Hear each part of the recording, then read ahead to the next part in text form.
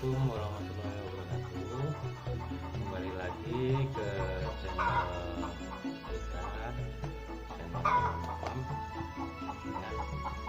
Pada kesempatan ini saya ingin berbagi ilmu yang mungkin teman-teman banyak yang bertanya-tanya di Monifam itu menggunakan enzim. Enzim ini digunakan untuk enzim daging. Nah, fungsinya apa enzim itu? Karena kita menggunakan pakan campuran, supaya nilai protein yang diperoleh oleh makanan ayam itu bisa tercapai, maka kita menggunakan tambahan nutrisi. Nah, dalam hal ini nutrisi yang kita gunakan yaitu nutrisi tambahannya, yaitu sebagai tambahan di zat penyerapan makanan itu adalah menggunakan enzim pedaging. Enzim pedaging ini fungsinya untuk mencukupi kadar protein, untuk mendongkrak kadar protein. Jadi apapun pakannya yang kita berikan, ya kan, selama kita bisa tambah nutrisinya, kita tambah proteinnya, maka tidak akan kalah dengan pakan pabrikan. Jadi kita tidak tergantung full 100% terhadap pakan pabrikan. Jadi pakan pabrikan itu cuman sebagai pelengkap saja. Tetapi untuk penggunaan enzim ini saya sarankan baru bisa digunakan untuk ayam usia 2 minggu ke atas. Kenapa? Kalau dia masih terlalu kecil, pencernaannya kan kurang bagus. Masih harus kita tunggu sampai pencernaannya baik. Karena dalam enzim ini menggunakan namanya buah nanas. Buah nanas ini sifatnya asam. Jadi takutnya kalau sebelum 2 minggu dia ususnya belum kuat, ya. Seperti kita aja kalau masih bayi langsung dikasih yang asam-asam, itu akan mengganggu pencernaannya, dalam perutnya. Oke, kita langsung aja. Nah, nanti pengaplikasiannya ya itu bisa dicampurkan ke dalam pakan atau dicampurkan ke dalam minum. Kalau dicampurkan ke dalam minum, maka setiap 1 liter air minum ya itu cukup dengan 1 sendok makan atau sekitar 5 mili enzim. Nah, tapi kalau untuk dicampurkan ke dalam pakan ya, karena dia di pakan itu tidak mungkin mau kita masukkan 1 liter air situ, karena kan tergantung jumlah ayam yang kita ternak. Makin banyak ayam yang kita ternak, pasti takarannya pasti akan berlebih. Nah, jadi saran saya kalau akan dicampurkan ke dalam pakan itu agak ditambah sedikit, bisa 10 mili untuk per liter airnya gitu. Nah, jadi nanti walaupun pakannya campurannya banyak konsentratnya, antara konsentrat sama pakan campurannya itu perbandingannya tidak seimbang menurut teman-teman, kayaknya kok bikin amat konsentratnya, itu tetap akan mendongkrak di jumlah proteinnya yang didapat oleh ayamnya. Oke, kita langsung saja di sini. Jadi bahan yang kita perlukan pertama adalah bahannya ini ikan segar ya.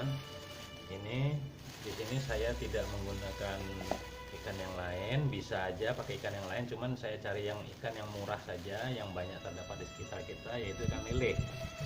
Ini jumlahnya 1 kilo ya. Mungkin teman-teman bisa lihat di timbangan di sini ya. Nah, ini tadi baru saya beli. Nah, itu di situ 980. Nah, kurang lebih 1 kilo ya. Lalu yang kedua adalah nanas.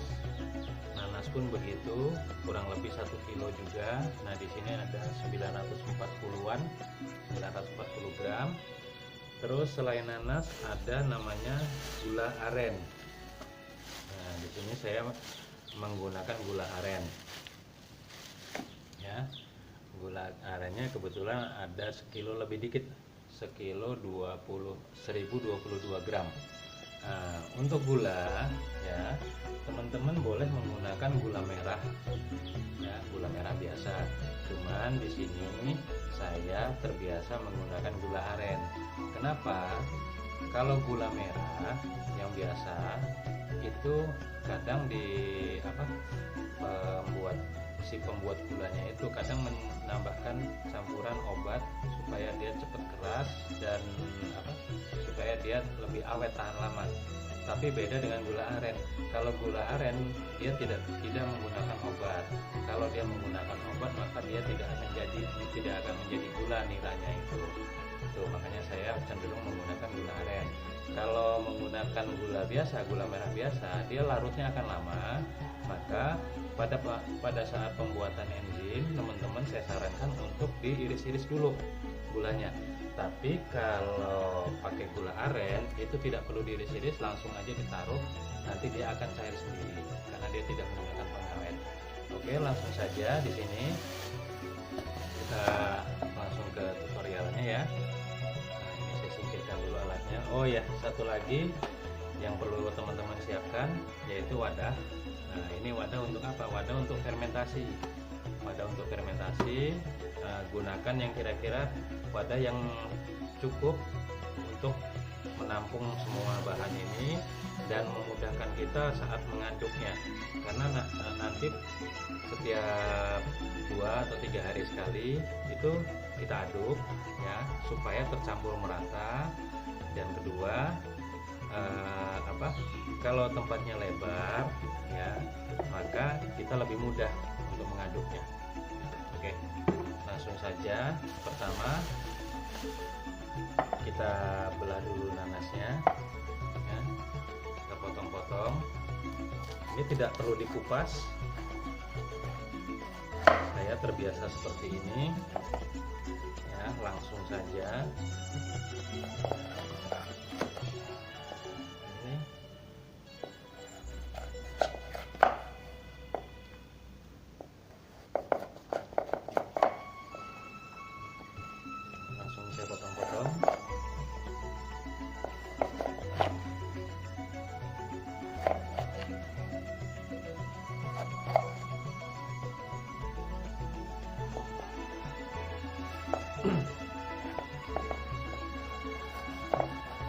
Makin kecil potongannya, ini akan makin memudahkan kita saat mengaduknya nanti pada waktu fermentasi. Jadi kalau potongannya besar-besar, kadang kita agak kesulitan.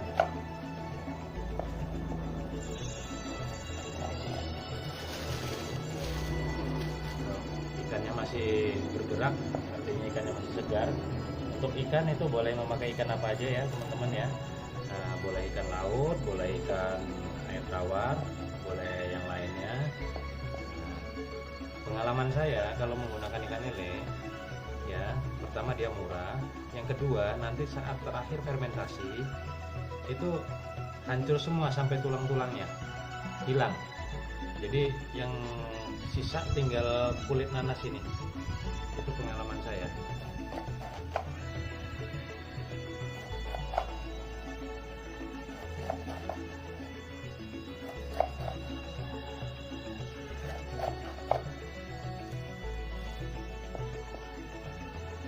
Nanasnya sudah.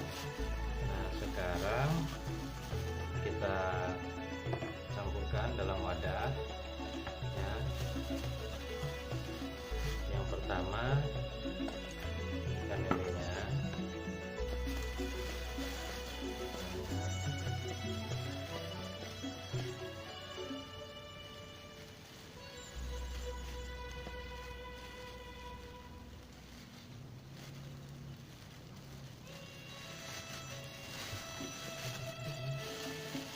Ini tidak perlu dibersihkan ya teman-teman ya.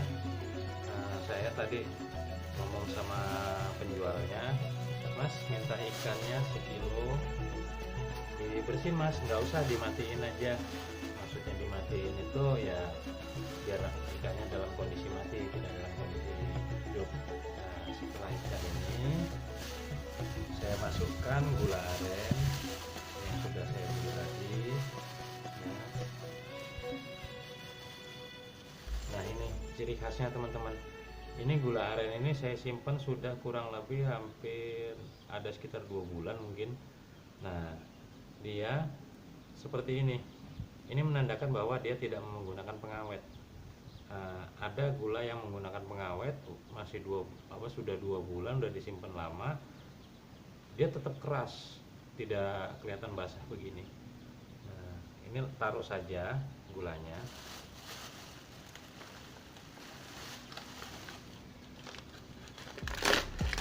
Ini gula yang lama.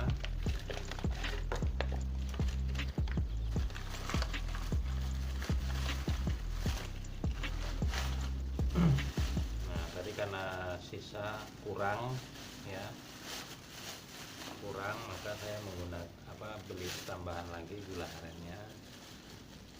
Jadi kalau menurut teman-teman kayaknya agak mahal ya, kalau bagi saya sih tidak terlalu mahal gula aren ini. Kenapa ya? Karena saya melihat manfaatnya gitu loh, dibanding saya membeli pakan yang harus menggunakan pur ya kan, selalu menggunakan pur gitu kan.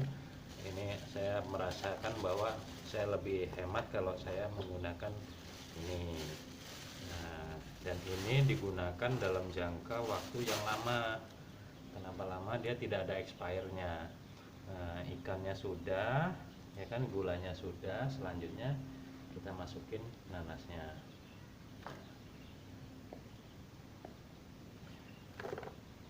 Nanasnya kita taruh saja ya kan. Nah, ini nanti akan mengeluarkan airnya dan dia lama-lama juga akan membantu mencairkan gulanya. Oke. Nah, ini sudah cukup. Ya.